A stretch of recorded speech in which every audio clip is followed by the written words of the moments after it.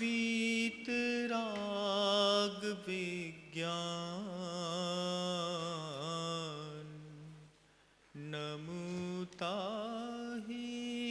जाते भय अरिहंतादि महान। जो विद्यादि सागर सुधी, जो विद्यादि सागर सुधी, गुरु हैं हितैषी। शुद्धात्म में निरत नित्य हितोपदेशी। वे पाप ग्रीष्म ऋतु में जल हैं सयाने। पूजूं उन्हें सतत केवल ज्ञान पाने। पूजूं उन्हें सतत केवल ज्ञान पाने। अहिंसा परमो धर्म की। परम पूज्य आचार्य भगवंत गुरुदेव श्री विद्यासागर जी मुनि महाराज की, समस्त मुनि संघ की जय हो।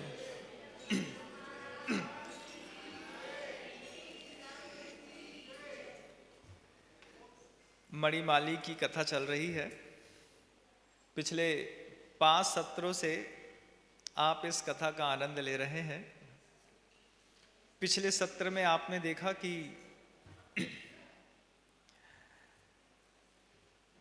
वो जो भद्रा नाम की कन्या थी, जो जगत में तुंकारी के नाम से प्रसिद्ध हो गई थी, उसने कैसी कैसी विपत्तियों को भोग करके, और जब पुण्य के उदय में उसी के भाई की दृष्टि जंगल में उसके ऊपर पड़ी, तो वो उसको बंधन मुक्त करा करके घर ले आया।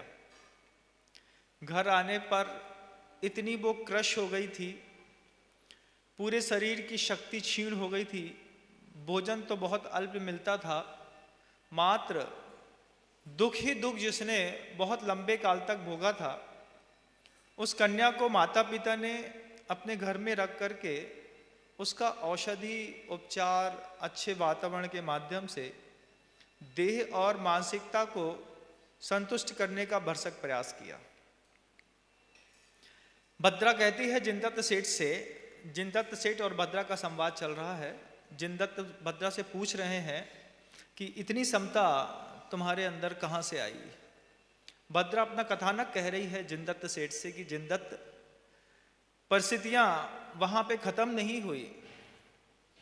जब मैं अपने घर में आकर के स्वास्थ्य का लाभ ले रही थी, माँ प्रत्येक दिन मेरे पिता से कहती थी कि ये यहां तो है, लेकिन इसका मन यहां नहीं है। ये बात माता पिता को बहुत अच्छे से महसूस होती थी कि मैं उनके पास रह तो रही हूं, लेकिन मेरा मन वहां नहीं है।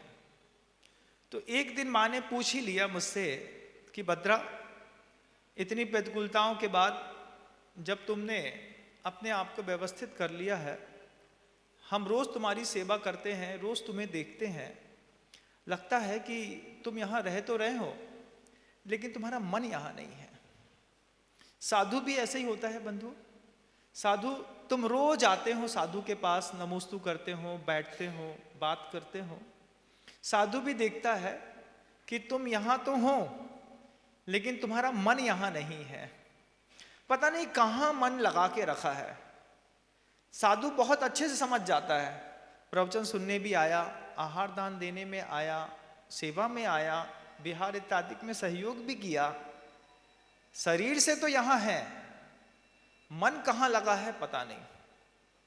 मन का बहुत बड़ा खेल। तो उसकी माँ कमलश्री भद्रा से पूछती है, भद्रा मन कहाँ है?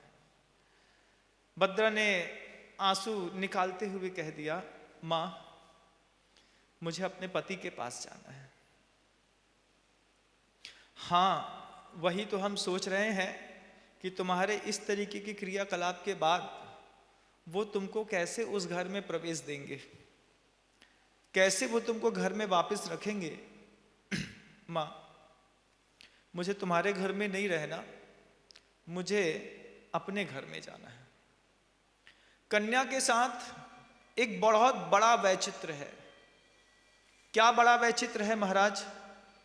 वो एक ऐसी शक्ति है जहां पे पैदा होती है वहां के काम नहीं आती।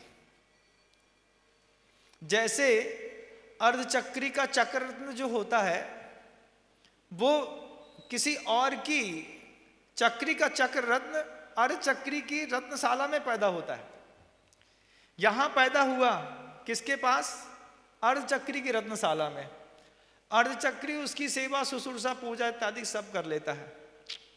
ऐन वक्त पे जब अर्धचक्री के मरण का समय आता है वो चक्री के ऊपर चक्र चलाता है। वो चक्र उसकी 3 परिक्रमा लगा करके उसके हाथ में स्थिर, और उसी चक्र से दूसरे का वध हो जाया करता है। स्त्री के साथ शुरुआत से, बचपन से कोई बच्ची पाल रहे हो ना बंधुओं, उसके अंदर भी ये गुण है। वो जिस घर में रहती है उस घर को कभी अपना नहीं समझती। कोई भी कन्या है, 5 साल की भी कन्या है, वो जब खेल खेलने में, कभी छोटे छोटे जब अक्ति के दिनों में आपने खेल देखे हैं, अक्ति के गुड्डा गुड़िया ले आते हैं, उसकी शादी कराते हैं, चने की दाल रहती है, फिर पूरा दहेज दिया जाता है। बच्चे दिन भर आपके पेड़ के नीचे बैठ करके पूरा दिन, अक्ति के दिन ये गुड्डे गुड़ियों का खेल खेलते हैं। जब आपकी बच्चे की उम्र गुड्डे गुड्डे की खेल खेलने की हो जाती है, जब वो कहती है कि मुझे गुड़िया दिला दो, उसके गुड्डे से हमें शादी करना है, उसी वो दिन ऐसे रहते हैं। वहीं से कन्या के अंदर ये भाव पैदा हो जाता है कि जिस पिता और माँ के साथ मैं रहती हूँ ये मेरा घर नहीं है। मेरा घर कहाँ है? वो तो मेरा पति जो मिलेगा मुझको उसी के साथ रहना है।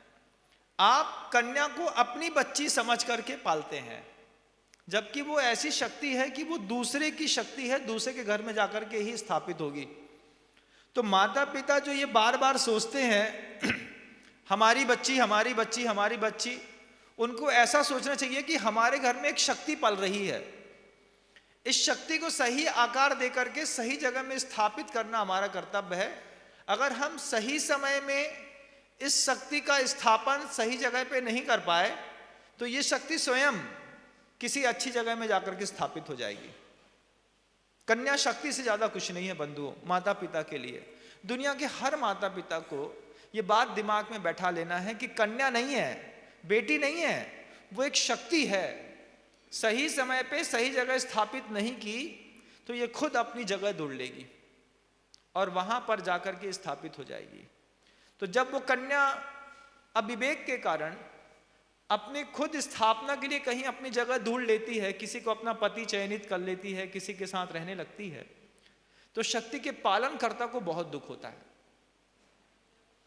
बहुत दुख होता है कि हम क्या सोच करके इसको पाल रहे थे और ये क्या निकली।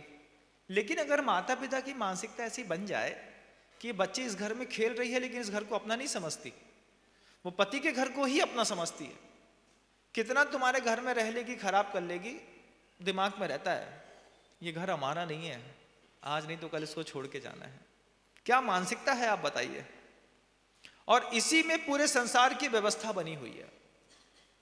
वो भद्रा कहती है कि मुझे पति के यहां जाना, अपने घर जाना है। बेटा ये भी तुम्हारा घर है। नहीं माँ, ये आपका घर है, मुझे अपने घर जाना।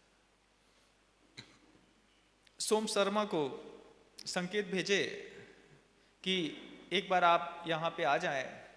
दामाद को घर के अंदर बुलाया और माता पिता ने बैठ करके जैसे ही वार्तालाप किया, सबके मन के अंदर शंका थी कि भद्रा ने इस तरीके का नैतिक अपराध किया है, ये इसको नहीं रखेंगे। सोम शर्मा से जैसे ही कहा, बेटा ये बेटी बहुत दिनों से घर में थी, अब स्वस्थ हो गई है, हम चाहते हैं कि इसको सम्मान पूर्वक विदा करके उस घर में छोड़ दें। सोम शर्मा ने चू तक नहीं बोली, चुपचाप कन्या का हाथ पकड़ा और कहता चलो अपने घर चलो। ये होती है पुरुष की उदारता। स्त्री का अपराध दिख गया हो, कभी किसी कर्मोदय बसात उसके किसी पाप कर्म के जो उसने अतीत में किए हैं वो उदय में आ गए हो और उसके साथ आपका दाम्पत्य जीवन स्थापित हो गया हो, तो ये पुरुष की उदारता है कि वो उस कन्या को चुपचाप अपने घर में अपने घर की इज्जत समझ के ढांक ले। लेकिन जब इस तरीके के संवाद के माध्यम से कभी हम प्रेरणा नहीं लेते, तो जैसे ही लड़का 1000 गलती करे कन्या माफ कर देती है। कन्या की एक गलती को माफ करने का साहस लड़के के अंदर नहीं होता। विवाह करने के बाद लड़का किसी दूसरी कन्या को देखे, किसी के साथ रमण करे, किसी के साथ बातें करे, पत्नी होकर के पत्नी सब सहती रहती है वो कन्या। लेकिन कन्या का उपयोग कहीं चला जाए तो फिर पति को असहनीय होता है, हमारी पत्नी ऐसा करती है। क्यों भाई, उसका पति जब ऐसा करता है तब कुछ नहीं, पत्नी के साथ तो मुझे उम्मीद थी कि वो पतिव्रता रहेगी। सिर्फ पत्नी पतिव्रता रहेगी, पति को कोई पत्नीव्रता रहने का कोई अधिकार नहीं है क्या? जब स्वदार संतोष का व्रत दिया जाता है तो मात्र कन्या को नहीं दिया जाता, पुरुष को भी दिया जाता है कि स्वदार संतोष के व्रत में वो पुरुष भी ये नियम लेता है कि अपनी स्त्री के अलावा दुनिया की कोई भी स्त्री होगी उसको देख करके या तो मैं अपनी मां समझूंगा या बड़ी बहन समझूंगा या पुत्री समझूंगा, इसके अलावा तो मैं उपयोग की दशा को वहां पे लेकर के जाऊंगा ही नहीं। लेकिन किसी ने शावकाचार पढ़ा हो तब तो, अब तो एंड्रॉयड मोबाइल और नॉवेल्स के हैरी पॉटर के अलावा लोगों को कुछ अच्छा नहीं लगता। कैसे पता चलेगा दुनिया में कि स्वदार संतोष नाम का भी कोई व्रत होता है? गिने चुने लोग हैं जिनको व्रत की परिभाषा तो पता है, लेकिन व्रत का पालन करने में वो भी सक्षम नहीं है। उनकी भी आंखें माता पिता और पुत्री से हट करके स्त्री में कुछ और ढूंढने का भी कई बार प्रयास कर लेती है। बंधुओं, बिल्कुल कटु सत्य है, कटु सत्य है। भद्रा के पति ने 1 मिनट नहीं लगाया, चुपचाप कहता है सब हो गया, चलें घर चलें। कन्या को लेकर के चुपचाप घर में आ गया। उस दिन से मैंने संकल्प कर लिया था, जिस व्रत ने ढाल बन करके बियाबान जंगल में मेरी रक्षा करी थी, उन व्रतों का मैं जीवन भर निर्दोष पालन करती रहूंगी। जिनदत्त, मेरी कहानी ऐसी विचित्र है, जो सुनता है भावुक हो जाता है, लेकिन मैंने भावुकता छोड़ दी। अब मैं किसी भी बात में किसी भी प्रकार का अनुचित निर्णय नहीं लेती, सब सोच समझ के विधि पूर्वक काम करती हूँ। और मैंने संकल्प ले लिया है कि अगर पति घर के अंदर नहीं है, चौखट से बाहर पैर मैं निकालूंगी नहीं, चाहे कुछ हो जाए। और पंचम काल में ऐसा नहीं होता, ये इधर ऑफिस गए, इधर हमने अपनी स्कूटी निकाली, हम अपने मार्केट में गए, निकल लो। बोले क्यों? 4:30 के पहले घर पहुंचना है, क्योंकि उनके आने का टाइम हो गया है। 2.5 घंटे 3 घंटे गायब रहो, कहाँ कुछ पता नहीं चलता। जबकि अच्छे घर की महिलाएं शाम को पति को तैयार कर लेती, चलो तुम्हारे चक्कर में शॉपिंग रुकी हुई है, शॉपिंग करके आना है। तो उनको भी लगता है कि पत्नी हमारे साथ एक साथ बैठ करके निर्णय लेती है, लेकिन पत्नियां खुद ही दोपहर में सारे निर्णय ले लेती हैं आजकल। बड़ा अजीब सा माहौल। जिनदत्त सेठ ने पूरी की कहानी भद्रा की सुनी और भद्रा से कहा, भद्रा समय बहुत हो गया, मैं एक बार जाकर के मणिमाली मुनि महाराज के फिर से दर्शन कर लूं। भद्रा के तेल का ऐसा चमत्कार था कि वे मणिमाली मुनि महाराज जो विगत 7, 8, 10 दिनों से लेट करके अपने उपयोग को स्थापित किए रहते थे, जैसे ही जिनदत्त सेठ वापस अपने घर में पहुंचता है, देखता है मुनि महाराज ध्यानस्थ होकर के बैठे हैं और अपनी समाई कर रहे हैं।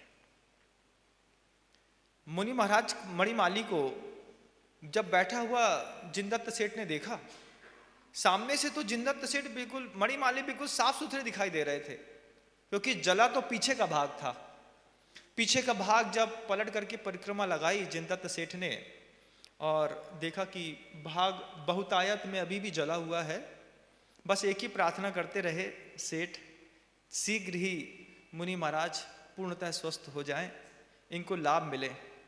कई बार ऐसे रोग शोक हो जाते हैं साधु जीवन में कि साधु जीवन की चर्या व्यवहारिक रूप से सबके सामने करना सक्षम नहीं हो पाता। ऐसा कोई रोग हो गया कि आहार चर्या के लिए मुनि महाराज को निकलना है, लेकिन वो नगर भ्रमण में नहीं निकल सकते। उन परिस्थितियों में गिने चुने लोग होते हैं जिनकी वैयावृत्ति के ऊपर साधु संघ को भी विश्वास रहता है। आप जिनदत्त सेठ से वैयावृत्ति का गुण सीखिए। ये इतिहास में राजा श्रेणिक के समय का कथानक है। जब आप श्रेणिक चरित्र पढ़ेंगे, उस श्रेणिक चरित्र में ये पूरे कथानक के आपको दर्शन होंगे बंधु। ये कहानी श्रेणिक चरित्र से उठाई गई है। मणिमाली मुनि महाराज को जिनदत्त सेठ अपने घर के अंदर रह करके और उनको वैयावृत्ति का लाभ देकर के वहीं पे निर्वाहन कर रहा है। घर के अंदर दिगंबर साधु की चर्या पालन करा करके वहीं पे सेवा भाव के साथ। श्रेणिक के समय में ऐसा हुआ है, कोई जिनदत्त पैदा हुआ ऐसा नहीं, इस पंचम काल में भी ऐसी परिस्थितियां घटी हैं और लोगों ने घर के अंदर साधु को रख करके उनकी सेवा शुश्रूषा करके उनके मोक्ष मार्ग को फिर से आकार दिया। अभी वर्तमान का एक नवीनतम उदाहरण आपके सामने रखता हूं, बिल्कुल नवीनतम। आपको तो अपने काम से फुर्सत नहीं होगी। आचार्य सुनील सागर जी महाराज का संघ, उनकी कोई आरिकाओं का संघ ये संबलपुर से बिहार करते हुए आ रहा था। संबलपुर में किसी ट्रक वाले ने आरिका को ठोकर मार दी। आरिका की कूल्हे की हड्डी टूट गई और बिहार में एक दो लोग और थे, उनमें से भी कई लोगों को चोट हुई, कोई गंभीर रूप से घायल भी हो गया। आप जैसे ही किसी व्यक्ति को पता चला, वो अपने सारा काम छोड़ करके उसने गाड़ी उठा करके सीधा संबलपुर पहुंचा अपनी पत्नी को साथ में लेकर के। पत्नी को साथ में लेकर के पहुंचा, आरिका को यथोचित स्थान से उठाया और अपने घर में लाकर के स्थापित कर दिया। पत्नी को बोल दिया, घर में किसी की चिंता मत करो, मात्र इस आरिका माता जी को संभालो। 4.5, 5, 6 महीने तक घर के अंदर रख के उस व्यक्ति ने पत्नी से बोल दिया कि सिर्फ आरिका की सेवा के अलावा कोई काम नहीं है तुम्हारा, घर परिवार बच्चे संपत्ति सब संभल जाएगी। पत्नी आरिका का दैहिक निर्वाह करती थी, बस इत्यादि को बदलना, व्यवस्थित रखना, उनको आहार चर्या इत्यादि उन विपरीत परिस्थितियों में जो उनके योग्य था वैसे कराना, पूरा तैयार करना। रायपुर का वो व्यक्ति है जिसको आप लोग शायद मोनू गोधा के नाम से जानते होंगे।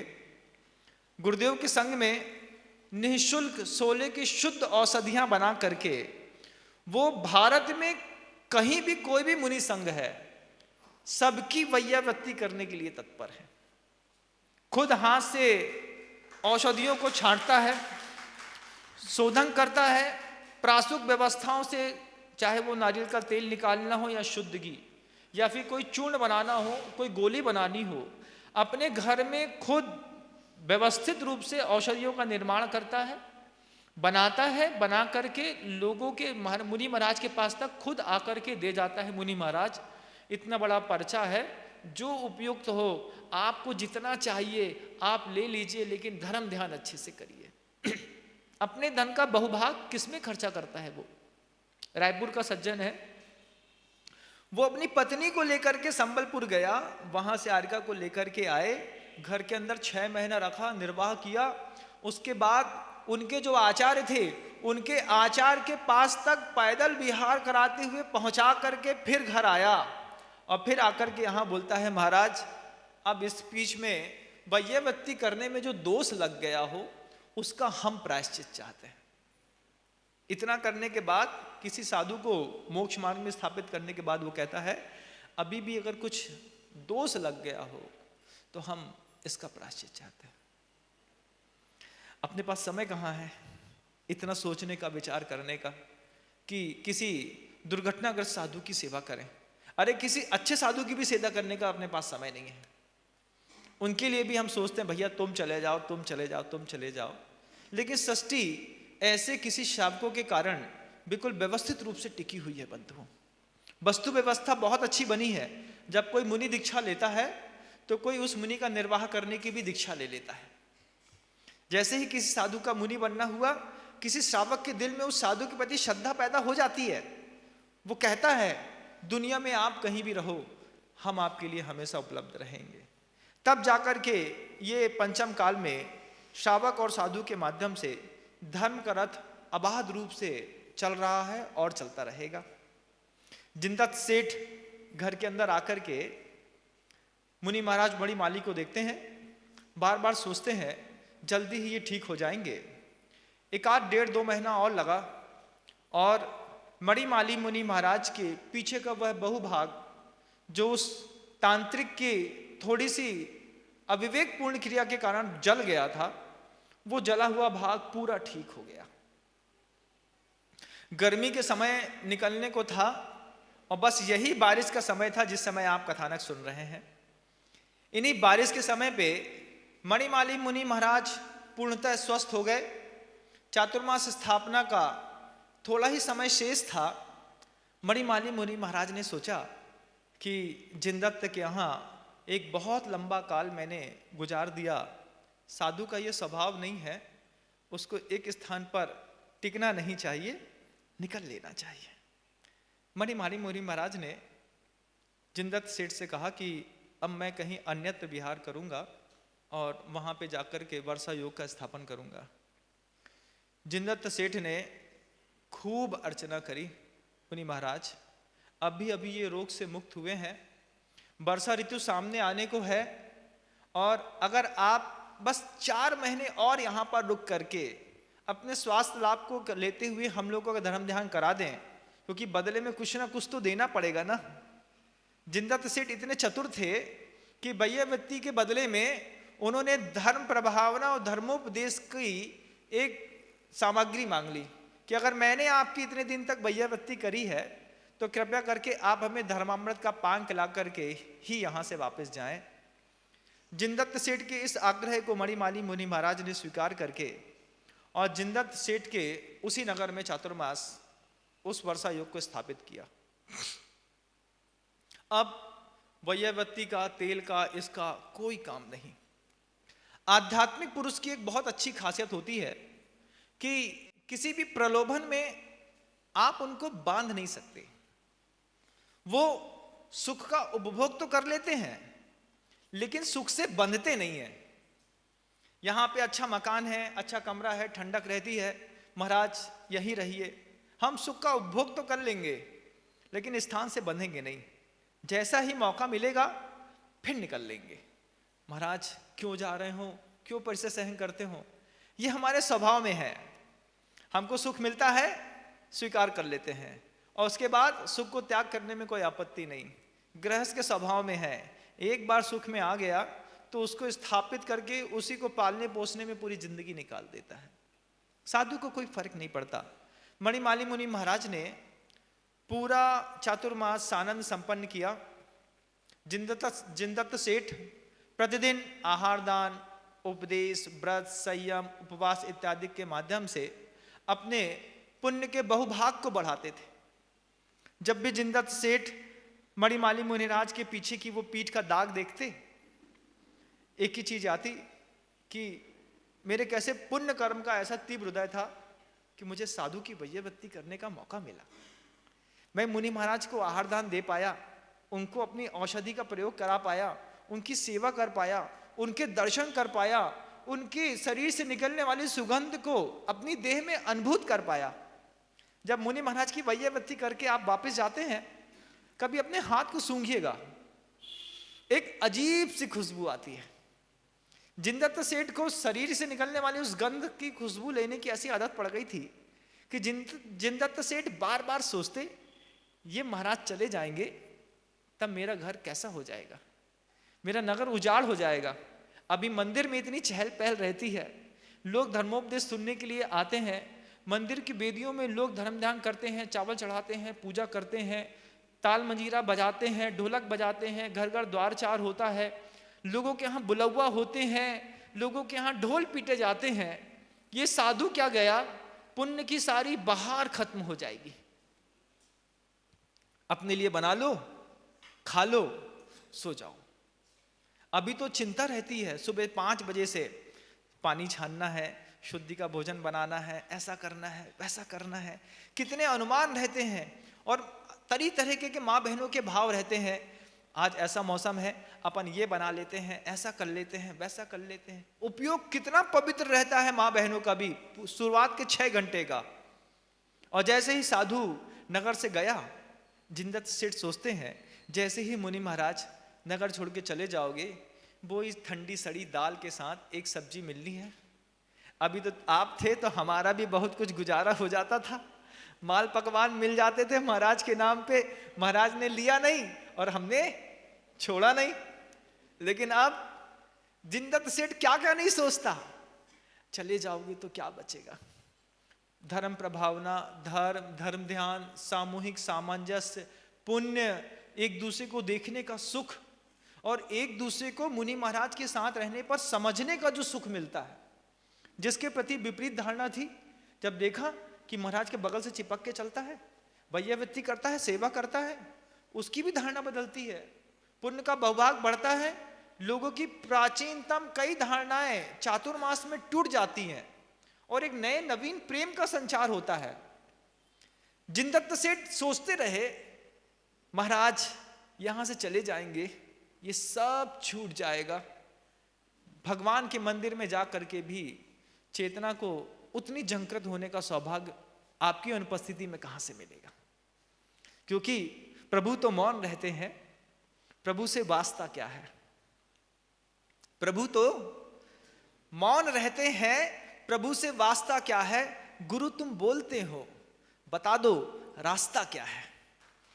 गुरु बताते हैं, गुरु बार बार बोलते हैं, चेतना को वहां पे जाकर के प्रतिमा से संवाद करता हूं, उस संवाद से ऊर्जा मिलती है तो श्रावक को बताता हूं, देखो अभी ऐसा नहीं करना, अब ऐसा करना है, अब अपन को ऐसा करना है, अब अपना वक्त ऐसा आ गया है। तो गुरु बोलते हैं, रास्ता बताते हैं, प्रभु हमेशा मौन रहते हैं। जिनदत्त सेठ समझते थे इस बात को, आप चले जाएंगे नगर कैसा हो जाएगा। चातुर्मास सानंद संपन्न हुआ। जिनदत्त सेठ की एक और बहुत बड़ी प्रथा थी, क्या? पूत कपूत तो का धन संचय, पल में लाख गंवा देगा। आपने दोहा सुना होगा, आधा सुना होगा, आज हम पूरा सुना देते हैं। पूत कपूत तो का धन संचय, पल में लाख गंवा देगा। पूत सपूत तो का धन संचय, पल में लाख कमा लेगा। पूत अगर सपूत है तो का धन संचय, फिर किसके लिए पैसा इकट्ठा करना है? पुत्र के लिए। समझदार और खुददार पुत्र तो पिता की धन संपदा को छूते नहीं, बस सपूत बना दो। का धन संचय, पल में लाख कमा लेगा। उसको इतना बुद्धि दे दो, विवेक दे दो, 22 साल की उम्र तक उसको इस मुकाम पे खड़ा कर दो कि उसके बाद बोल दो जितना विवेक देना था दे दिया, अब वैभव इकट्ठा करना तुम्हारी जवाबदारी है। अपना वैभव नहीं दूंगा, 500 करोड़ की प्रॉपर्टी है मेरी, इसमें से क्षयोपशम बढ़ाने के लिए जितना धन लगता है उतना तुम्हारा, लेकिन वैभव तुमको खुद बढ़ाना पड़ेगा। पूरी विदेश में लोग इसी नीति पर जीते हैं। 16-17 साल तक पुत्र को घर के अंदर रखते हैं, छोड़ देते हैं, खुद कमाओ खुद खाओ। नहीं, पीछे से कुछ बैक सपोर्ट, कोई बैक सपोर्ट नहीं। दिमाग दे दिया, अच्छी एजुकेशन दे दी, अच्छा शरीर है, खुद कमाओ खुद खाओ। काधन संचय, पल में लाख कमा लेगा। और पूत कपूत तो काधन संचय। कपूत की सबसे बड़ी परिभाषा, कपूत उसको कहते हैं जो सूर्य का उदय देखने के लिए बिल्कुल भी उत्साह नहीं रखता। वे सारे के सारे कपूत हैं, घर के अंदर 9-9 बजे तक दिन में सोते रहते हैं। इनको 26, 28, 29, 30 साल के हो गए, पिता की सर्विस की पेंशन आती है, 30 साल के लड़के का भरण पोषण करना पड़ता हो, 20 साल से 15 साल से पढ़ा रहे हैं, अभी भी एक कॉम्पिटिटिव एग्जाम को जो निकाल ना पाता हो, ऊर्जा तो पूरी देता है पिता, पुत्र गवा कहां देता है। सीए करना था बच्चे को, पूरा पैसा देते थे, जब 30,000 20,000 15,000 जब मांगता था तब देते थे। रिजल्ट आया शून्य, 13 नंबर 25 नंबर 45 नंबर 55 नंबर। पूछो बच्चे से, हम 100 रुपए देते थे, ये 25 नंबर कैसे आए, 100 में 100 चाहिए। बोले नहीं महाराज, पिताजी पैसा तो पूरा आता था, लेकिन उसकी प्राण ऊर्जा जो शक्ति निर्मित होती थी वो कहीं भोग में चली जाती थी। जिनदत्त सेठ के साथ दुविधा थी, उसका पुत्र था। जिनदत्त सेठ ने अपने वैभव के नाम पुत्र का नाम रखा था कुबेर दत्त। जैसी नाम वैसा काम। जिनदत्त का नाम जिन दत्त, इसलिए वो जिन के ऊपर दत्त चित्त था, और पुत्र का नाम था कुबेर दत्त, तो वो धन के ऊपर दत्त चित्त था। वो पिता की संपत्ति को पा करके इतना व्यसनी हो गया, दुनिया के हर व्यसन करता। पंचम काल में भी ऐसी स्थितियां हैं। पिता को देखना, सुबेरे 7 बजे 5 बजे पढ़ते हैं दष्टम जिनेन्द्र भवनम भवतापहारी, ऐसा पढ़ते हुए मंदिर जाते हैं, 16 के वस्त्र पहनते हैं, पूजा करते हैं, प्रतिमा के व्रतों का पालन करते। पुत्र सिगरेट फूकता, रात्रि, और वो क्या है दूसरा, कौन सा है, बिमल माणिचंद, खाने में गुटखा को जैसी वो उसका वो खींचते हैं ना, पर्स को देख लिया, एक माणिचंद फंसा है, बिमल फंसा है, रात्रि फंसा है। ये क्या है? अपने पैसे से कमा के खा के दिखा दो, थोड़ा सा समझ में आ जाएगा। वे दारूखोर बच्चे जो 20 18 19 साल की उम्र में शराब पीने के आदी हो गए, इनको सिर्फ पैसा बंद कर दो। देखो इन भिखारियों को, जैसे भिखारी भीख मांग के दारू पीते ना, ऐसे ये लागू हो जाएंगे। आपके पैसे से आपका पुत्र जो है वो व्यसनी हो गया। किसी व्यक्ति ने बहुत अच्छी कहा था, महाराज हम गरीब के बेटे थे, इतनी मेहनत करके इतना बड़ा एम्पायर खड़ा कर दिया, हमारा लड़का अमीर की औलाद है, सुबह सोकर के उठ करके अभिषेक करने तक में उसको शर्म आती है। हम पैदा हुए थे स्ट्रीट लाइट में बैठ करके पढ़े, ये हमारा नवाब ज्यादा पैदा हुआ चांदी की चम्मच मुंह में लेकर के। क्या पिता खुद बोलता है, हम गरीब की औलाद और हमारा बच्चा अमीर की औलाद। कुछ भी दुख के मामले में तो सहन शक्ति ही खत्म है, आज के बच्चों की पूरी सहन शक्ति खत्म है। कुबेर दत्त जैसा नाम रखा था जिन दत्त ने अपने पुत्र का, कुबेर दत्त वैसा ही निकला, हर व्यसन में लीन। जिन दत्त बार बार सोचते कि मैंने जितनी संपत्ति का उपयोग साधु की वैयवृत्ति में कर दिया, उनकी सेवा में कर दिया, इस धन की तो मैंने सारता सिद्ध कर दी, लेकिन जो धन अभी मेरी तिजोरियों में बंद है, मेरी जमीनें पड़ी हैं, मेरे बड़े बड़े एम्पायर पड़े हैं, रत्न हीरा मोती माणिक पन्ना धन सब जो घर के अंदर रखा है, ये मेरे बाद तो इसका होगा, और इसके लक्षण तो दिखते नहीं है कि संपत्ति को संभाल पाएगा। क्या करूं इतनी संपत्ति का, कहां रखूं उस संपत्ति को। ये ऐसी भावना जब जिनदत्त के मन के अंदर आई, घर का पूरा रत्न सामग्री उठा करके मुनि महाराज जहां बैठते थे उसी के सिंहासन के नीचे धन को पूरा गाड़ दिया। जिनदत्त ने पूरा धन सिंहासन के नीचे गाड़ दिया कि महाराज यहां पे बैठते हैं, किसी को शंका भी नहीं होगी और किसी को पता भी नहीं है। कुबेर दत्त के पास सुविधा थी, उसने धन जमीन में गाड़ दिया, लेकिन पंचम काल में आपके पास सुविधा नहीं है। जब आपको लगे कि आपका बच्चा आपका पैसा बर्बाद कर देगा, आपको लगे कि हमारा पुत्र इतना नालायक पैदा हुआ है कि पूरी संपत्ति में सिर्फ आग लगाने के अलावा कुछ नहीं करेगा, उसकी एक्टिविटी देख लो। पुत्र का चरित्र देख रहा है तो उसके मित्र का चरित्र देख लो, अपने पुत्र का चरित्र अपने आप दिख जाएगा। किन दोस्तों के साथ उठता है बैठता है, कितने बजे घर के अंदर आता है, उसके मित्र के चरित्र से आपके पुत्र का चरित्र बिल्कुल मैच खाता है बराबर। गुंडों के साथ घूमता है तो समझना नहीं कि शरीफ है, गुंडा है।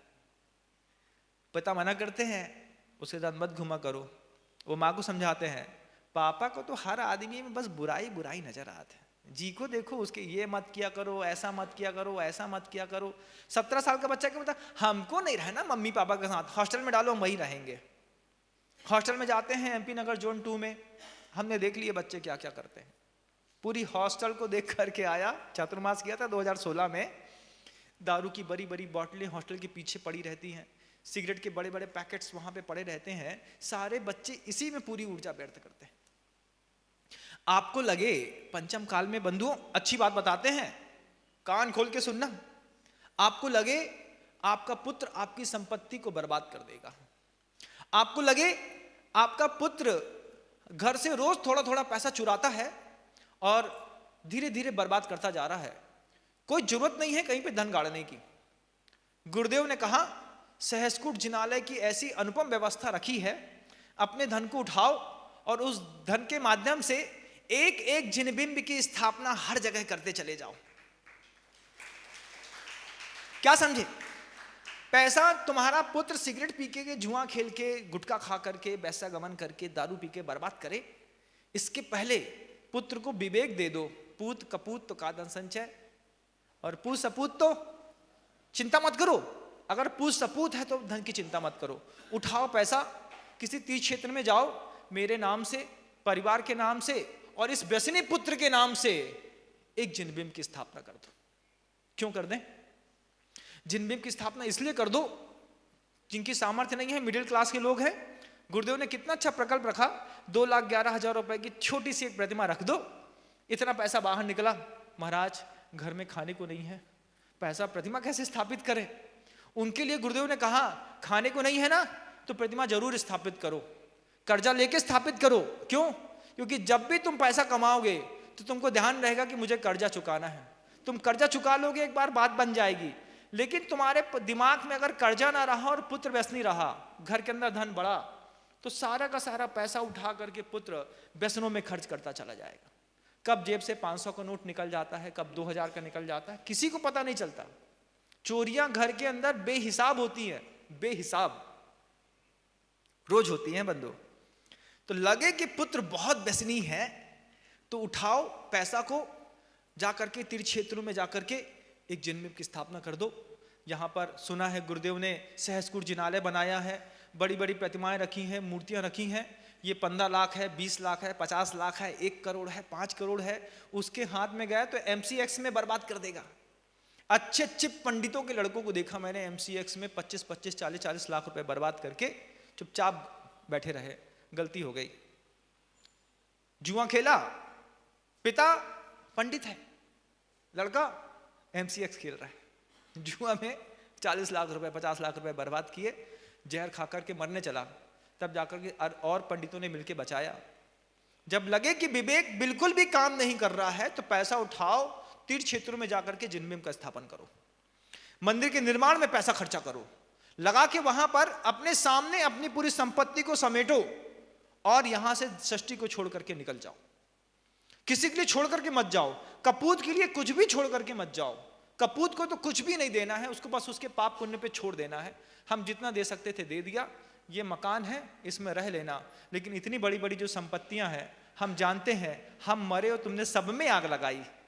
सारी संपत्ति उठाइए और मंदिरों में, जिनालयों में, सम्यक दर्शन को बढ़ाने के क्षेत्रों में दान देकर के खुद अपने हाथ से दिया। दान की कीमत है बंधुओं। तुम्हारे मरने के बाद तो तुम्हारे परिवार वाले तुम्हारी संपत्ति दान में दे ही देंगे।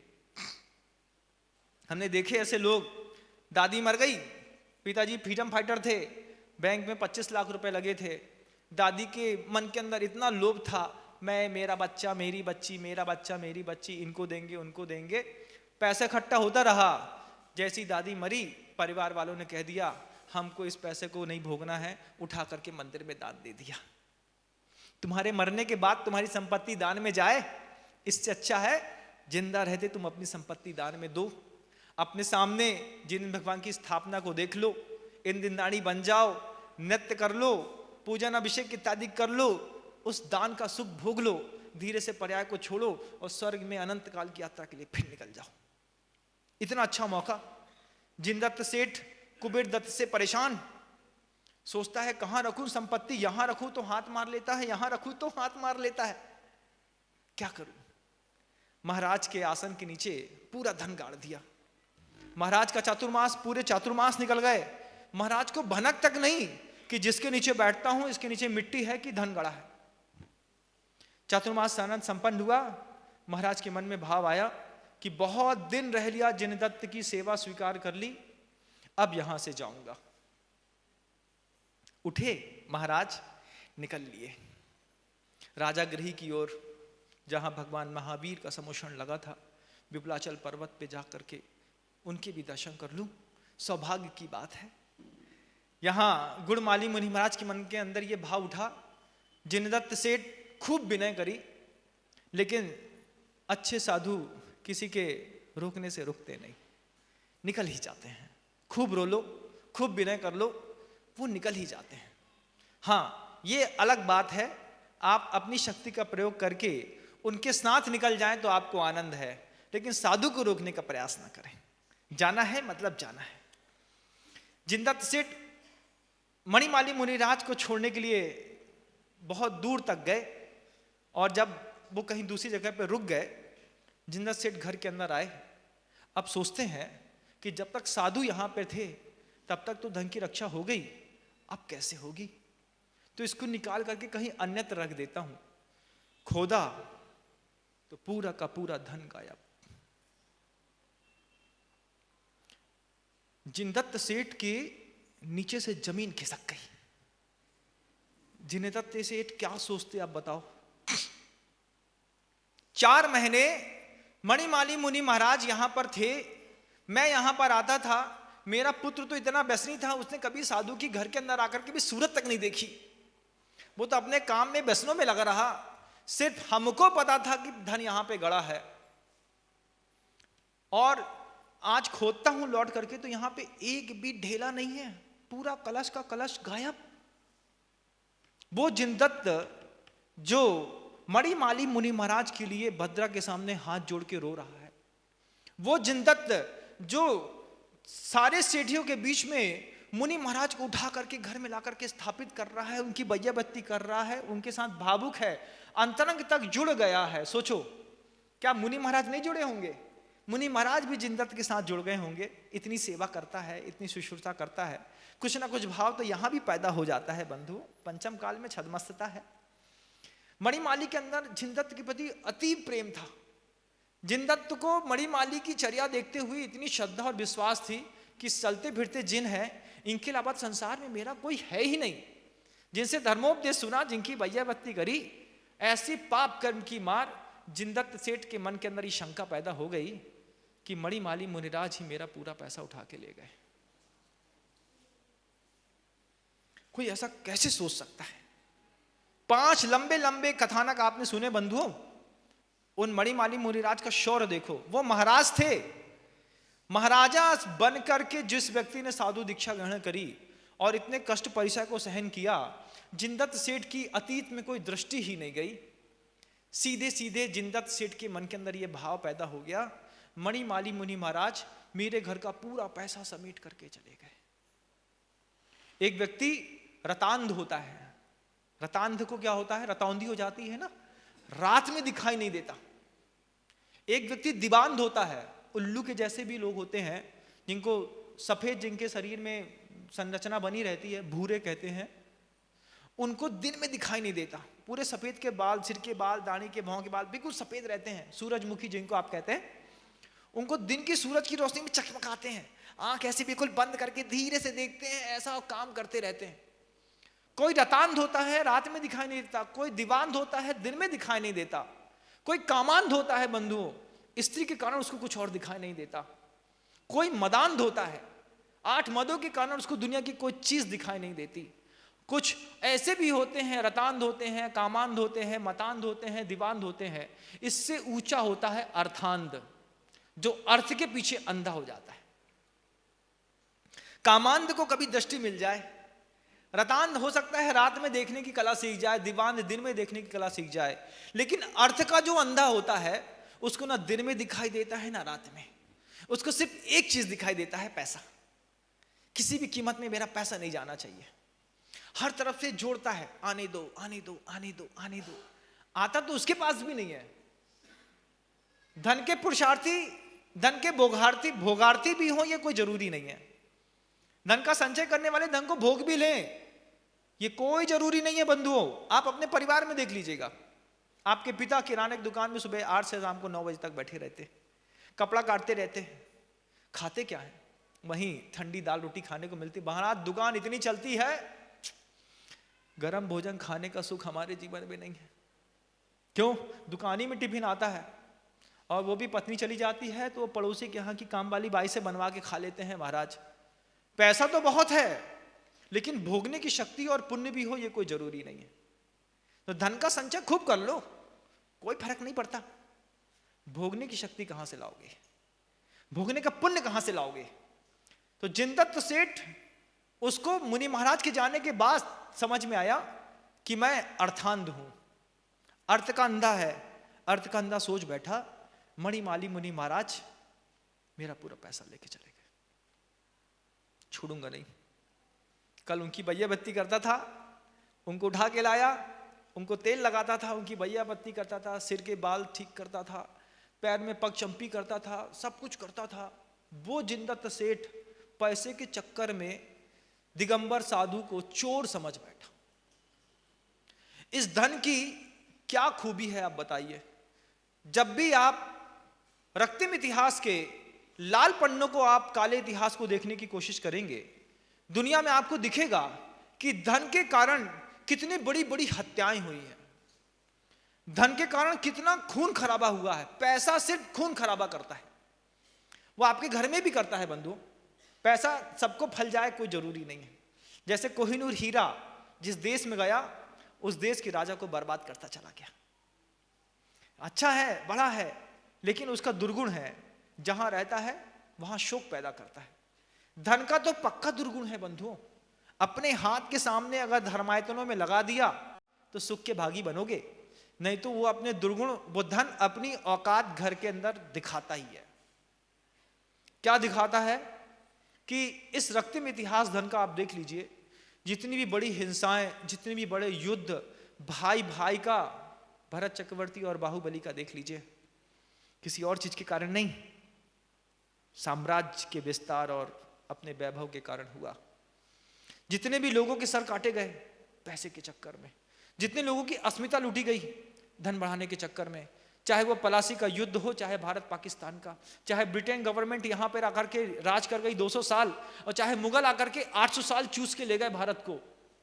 स्त्री के चक्कर में नहीं आए, मदिरा पान के चक्कर में नहीं आए, सिर्फ पैसे के चक्कर में। कितने बड़े बड़े युद्ध पूरी दुनिया में हमने देखे हैं, और आज भी आपके घर के अंदर हो रहे हैं। भाई को भाई के ऊपर विश्वास नहीं है। क्यों? बैंक का काम हम देखेंगे चाहे कुछ हो जाए। वो सोचता है पिता मरे, भैया ने सब हड़प लिया। धन ने कैसी पारिवारिक परिस्थिति बना के रखी है, पिता जब तक स्थिर हैं तब तक विवाद नहीं हो रहा, मरने के बाद तो झगड़ा होना ही है, माथाफोड़ी होनी है, एक का खून तो बहना ही है। संपत्ति सुख देती है कोई जरूरी नहीं है, पत्नी अपना हिस्सा हड़पती है, पुत्र अपना हिस्सा हड़पता है, भाई अपना हिस्सा हड़पता है, पिता अपना हिस्सा हड़पता है। सब धन को घर के अंदर रहकर के सिर्फ हड़पने में लगे रहते हैं। छोटा सा बच्चा पैदा होता है ना, माँ उसको प्यार से बेटा बेटा बेटा कहती है, गले में लटकता मंगलसूत्र या कान की बाली अगर बच्चे के हाथ में आ जाए तो छुड़ाना मुश्किल है बंधुओं। कान कट जाते हैं माँ बहनों के, बच्चा छोड़ता नहीं मुट्ठी में सोना। क्यों? हम जन्मांतरों से इस अर्थ के संचय करने में कुशल हैं। वो छोटा सा बच्चा अपनी ताकत से बचाता है कि तुम्हारा गला कटता है तो कट जाए, मैं ये मंगलसूत्र नहीं छोड़ूंगा। तुम्हारी कान की बाली चाहे कुछ हो जाए, उंगली एक बार उसने फंसा ली, बेटा छोड़ना, मैं नहीं छोड़ूंगा। क्यों? महाराज बच्चे के चक्कर में कान कट गया, बच्चे के चक्कर में नहीं कट गया, धन के चक्कर में कान कट गया। धन के चक्कर में तुमने अपनी नाक काट ली, यहीं पे छेद मारा, एक हीरा पहना दो, 5 लाख 10 लाख का कम से कम नाक में लटकता रहेगा, ऐसा देखता रहेंगे 10 लाख लटक रहे कि नहीं। तो क्या किया? नाक छिदवा के एक हीरे की कणिका पहन ली, कान में बाला पहन लिया, गले में मंगलसूत्र पहन लिया। किस कारण? सुंदर दिखते इसलिए नहीं, धन की सुरक्षा बनी रहती है। हम बीना बारा में थे, चातुर्मास कर रहे थे, पीछे गांव की बस्ती कमरे से दिखाई देती है, छोटे छोटे गांव के लोग। तो जब भी खेती पूरी खड़ी बिकती, जैसे ही घर के अंदर पैसा आता, तो पीछे माली का एक घर था, विष्णु माली का। वो माली के घर में जैसे ही पैसा आए, माली का लड़का उठे, बाजार में जाए, चांदी का मोटी करधन लेकर के आए और पत्नी के कमर में पहना दे। 1 करधन, 2 करधन, 3 करधन, एक मोटा चांदी का कड़ा लाए, पहना दे। एक दिन हमने पूछ ही लिया, क्यों विष्णु, तुम्हारे घर के अंदर जब भी पैसा बढ़ता है तुम लोग सिर्फ चांदी खरीदते हो? बोलते महाराज सबसे सस्ता है। क्यों? बोले पैसे से चांदी खरीदी, अब चांदी खरीद करके पत्नी को दे दी, अब वो चांदी दुनिया में कभी चोरी नहीं जाएगी। पैसा खड़ा है हमारा, 5 किलो का करधन पत्नी को पहना दी, पहनी है, जिस दिन जरूरत पड़ेगी उस दिन पत्नी से मांग लेंगे, बाजार में जाके बेचाएंगे, फिर चांदी का पैसा चांदी के दाम पे वर्तमान में खड़ा। हमने कहा ना दे तो कुछ नहीं महाराज, 2 हाथ दिए, करधनी छुड़ाई, सेठ के यहां जाके बेचा, पैसा हाथ में आया, अपने काम में फिर लग गए। अब हम कहां बैंक में जाएं, कहां हम साहूकार को जमा करें, जिसको दे वही चोरी कर ले पैसा। चांदी कभी चोरी नहीं जाती। तो जितने गरीब हैं, जितने ज्वेलरी वाले हैं, वो जानते हैं इस बात को। जब भी कोई गांव देहात का आता है, मोटी करधन दे दो, मोटी पायल दे दो, मोटी बिछिया दे दो, मोटा दे दो। उसके पीछे का उनके भी उद्देश्य और कारण रहते हैं कि धन की सुरक्षा उसके हाथ में रहेगी, और जब तक उसके हाथ में रहेगा व्यवस्थित रहेगा। झगड़ा कराता है पैसा बंधुओं, पूरे संसार में जो सुन रहे हो, चाहे गाड़ी में बैठ के, चाहे घर में सो करके, चाहे खाना बनाते समय, उन सबके अंदर भी एक ही बात चल रही है, रोटी पक रही है और दिमाग में एक नई बात सीख रही है। अगर बड़ी दीदी ने हमें जो सेट नहीं दो, तो हम तो मम्मी से सीधो मांग ले हैं, हमें चाहिए चाहे कछु हो जाए। काहे? उनको थोड़ी है, माँ ने उन्हें दो तो उन्हें अपनी तिजोरी में रख लो। अब जब उस अलमारी में गया, किसी की अलमारी में सोना गया तो वापिस मत, वापिस आएगा इसका कोई विश्वास मत रखना। इसलिए जो लड़ंकू लोग रहते हैं, वो भैया कोई भी पहने, वापिस आके मम्मी के पास जमा कराने पड़े। ऐसी भी व्यवस्थाएं हैं संसार में, होती हैं, लोग बताते हैं तब तो हमको पता चलता है, नहीं तो हमने तो कुछ देखा ही नहीं। सुने का खेल है बंधु हमारे पास। 20 साल की उम्र में मैं गुरुदेव के पास आ गया था, 40-42 साल, 22-20 साल मुझे यहीं रहते रहते हो गया। संसार के प्रत्येक अनुभव से अछूता, लेकिन सारे अनुभव मेरे दृष्टि गोचर तो नहीं हुए, कर्ण गोचर जरूर हुए हैं। कान से मैंने सब सुना है, सृष्टि की सारी व्यवस्थाओं को सुना है, महाराज ऐसा हो गया, ऐसा हो गया, ऐसा हो गया। तब उद्बोधन में वो बात भी आती है। कुबेर दत्त के व्यसनी होने पर जिनदत्त के मन के अंदर शंका हुई, वहां पे रखा। आज जिनदत्त अर्थांध होकर के मणिमाली मुनि महाराज को चोर समझ बैठा। धन क्या नहीं कराता, जिस साधु से पुण्योपार्जन करना था, जिसके माध्यम से विशुद्धि बनानी थी, आज उस धन के चक्कर में उधर निमित्त चला गया और मणिमाली मुनि महाराज को जिनदत्त सेठ चोर समझ बैठे। पैसा कहां से आए, क्या करें? तो जिनदत्त सेठ राजागृही वापस गए। वापस जाकर के मणिमाली मुनि महाराज से कहते हैं, महाराज जब से आप उस नगर को छोड़ के आए हैं, नगर में सब उदास रहते हैं, कोई कुछ भी अच्छा नहीं लगता, महिलाएं बिल्कुल उदासीन भाव से जीवन जी रही हैं, मंदिर के अंदर रौनक भी नहीं है, और आपकी वो निर्मल धर्मोपदेश की जो गंगा वहां बहती थी, वो तो कब से नहीं बही, पूरा संसार सूखता चला जा रहा है। हे कृपा सिंधु, कृपा करके वापस वहीं पे जहां पर आप पहले बैठे थे, वहीं पे चल करके बैठने का पुरुषार्थ करो, कृपा करो हम लोगों के ऊपर। ऐसी दया याचना करी, लेकिन शब्दों में और भावों में एक अलग पकड़ होती है। जब जिनदत्त सेठ मणिमाली मुनि महाराज ऐसी बात कह रहे थे, मणिमाली मुनि महाराज ताड़ गए कि मन में कुछ और है, वचन में कुछ और, मन में कुछ और चल रहा है। शंका पैदा हो गई। मणिमाली मुनि महाराज सोचने लगे कि अगर जिनदत्त सेठ की इस शंका का समाधान ना किया और इसको समाधान ना मिला, तो ये जिनदत्त सेठ साधुओं को चोर घोषित कर देगा, कह देगा दिगंबर साधु चोर होते हैं, जहां जाते हैं वहां का पैसा लूट के कहीं और फेंक करके लेके चले जाते हैं। जबकि साधु को, दिगंबर साधु को पैसे से दूर दूर तक कोई मतलब नहीं। मणिमाली मुनि महाराज जिनदत्त के इस संवाद को, उसके उस विनय के भाव को, उसके अंदर की कुटिलता को पकड़ते हुए वापस जाकर के उस स्थान पर जाकर के बैठ जाते हैं। जिनदत्त मणिमाली से कहता है, मुनिराज यहां तक आ गए, बड़ा सौभाग्य है, कुछ ऐसा सुनाइए जिससे आत्मा पवित्र हो जाए। मणिमाली मुनि महाराज भी ताड़ गए थे, ये सुनना नहीं चाहता है, ये तो कुछ और ही चाहता है। अब ये वो जिनदत्त नहीं रहा, अब ये बदल गया है, अब ये कोई दूसरा जिनदत्त है। चेहरा तो वही है, परिणामों में बदला हुआ जिनदत्त है। क्या करें, कैसे समझाएं? तो मणिमाली मुनि महाराज कहते हैं, जिनदत्त मैंने तुमको खूब सुनाया, अब मैं सोचता हूं तुम ही मुझे कुछ सुना दो। जिनदत्त तो चाहता ही था कि महाराज को वापस इस स्थान पर बैठाएं और इनको अच्छी सुनाएं, जिनको इनको बोधि प्राप्त हो, और ये जहां पैसा ये उठा करके ले गए हैं वो मुझे वापस कर दें। जिनदत्त ने एक लंबी चौड़ी कहानी सुनाई। वो सारी कहानियां, 8 कहानी जिनदत्त ने सुनाई बंधुओं, और 8 कहानियां मणिमाली मुनि महाराज ने जिनदत्त को सुनाई। अगर मैं उन 8 कहानियों को सुनाऊंगा तो पूरा 1 महीना शांति से निकल जाएगा। हर कहानी में अपना रस है, हर कहानी का अपना आनंद है। इसलिए इन कथानक के श्रोताओं से मैं कहना चाहता हूं कि वे 8 कहानियां अगर आपको सुननी और पढ़नी हो तो आप कृपया करके घर के अंदर सामूहिक रूप से सैनिक चारित्र का स्वाध्याय करें, और उन 8 कथानकों को, ये कहानियां तो आपने यहां तक सुन ली है, उन 8 कहानियों को आप सैनिक चरित्र के माध्यम से सुनने का जरूर समझने का प्रयास करें।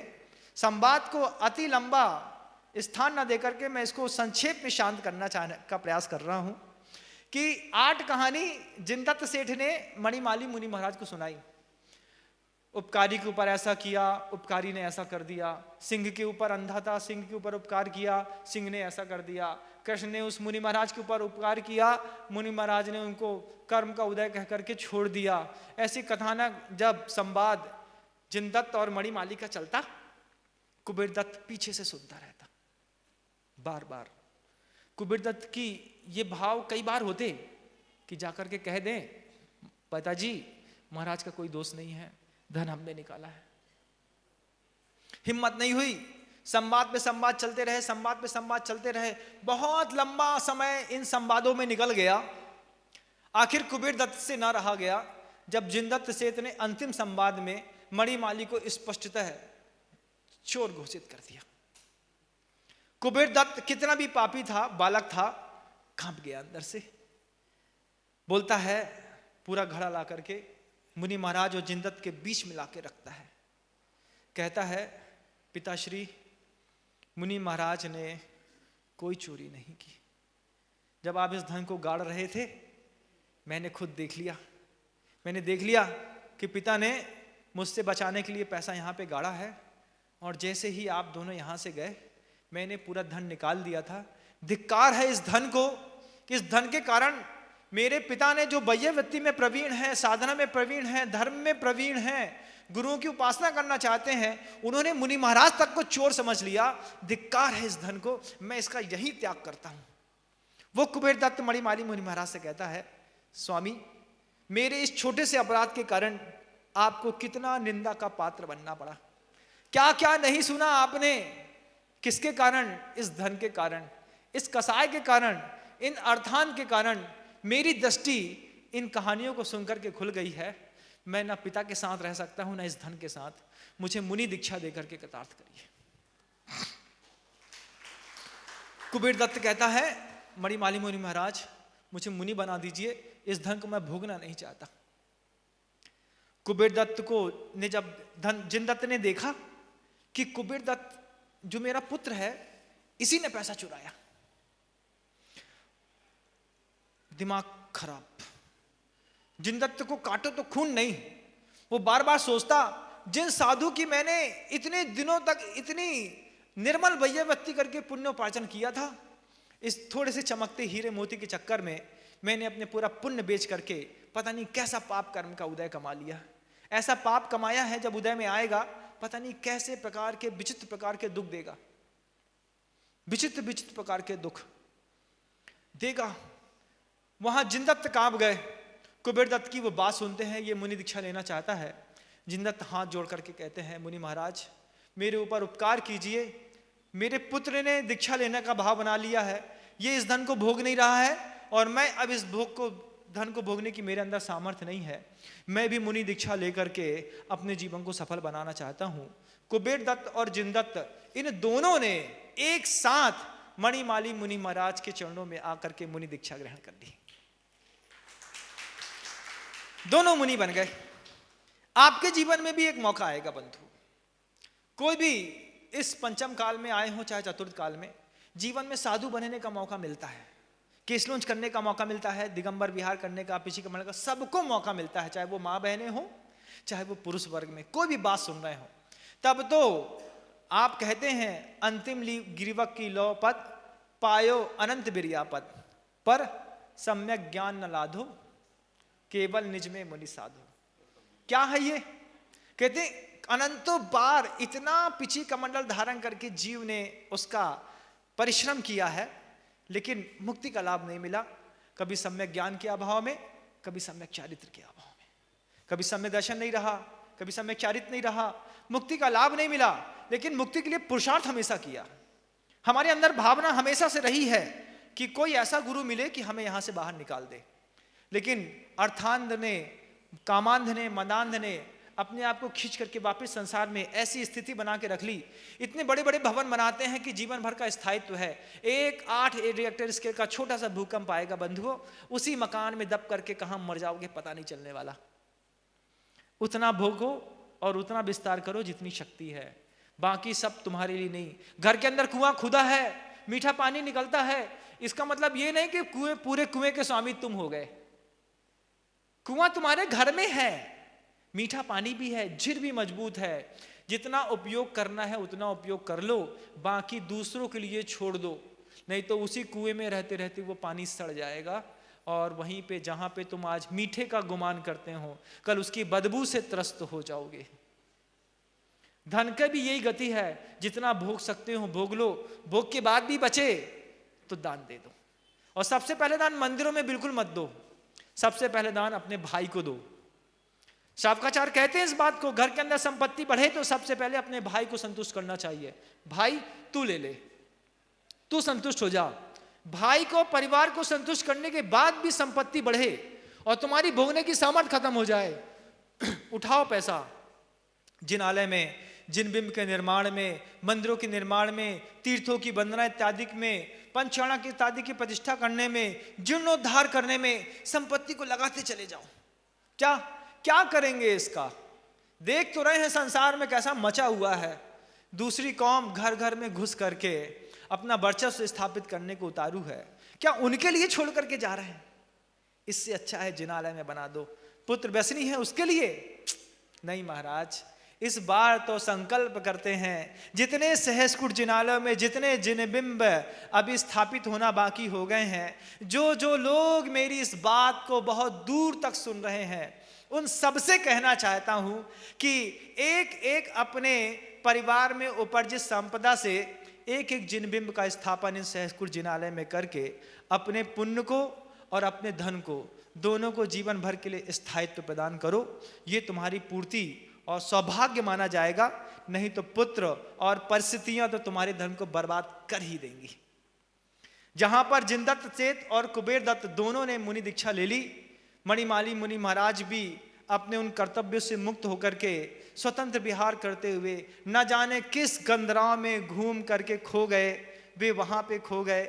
हम यहाँ पर उनकी इस कथानक को सुन करके खो गए, लेकिन इस पूरे कथानक से हमने पिछले 6 दिनों में बहुत कुछ सीखा है। पाप पुण्य क्या होता है, परिस्थितियां क्या होती हैं, वैयावृत्ति क्या होती है, कैसे लोग लालची होकर के साधु की सेवा से हट जाते हैं, क्या मुनि महाराज का चरित्र होता है, कैसे मुनि महाराज होते हैं, क्या साधना होती है, तब की क्या परिभाषा होती है। न जाने कितनी सारी चीजें इन 6 दिनों के कथानकों में आपके सामने आई। आज मुनि महाराज बिया बान जंगल में जाकर के ध्यानस्थ हो गए हैं। अब वो कहाँ और किसको मिलेंगे ये तो सिर्फ केवल ही जानते हैं। जहाँ तक का संवाद चरित्र सैनिक चरित्र में दृष्टिगोचर होता था वहाँ तक का मैंने आपके सामने रखा। भावना करता हूँ, मैं तो वैसा विश्वास करता हूँ कि वे मणिमाली मुनि महाराज साधना करके सिद्ध शिला में जाकर के विराजमान हो गए होंगे।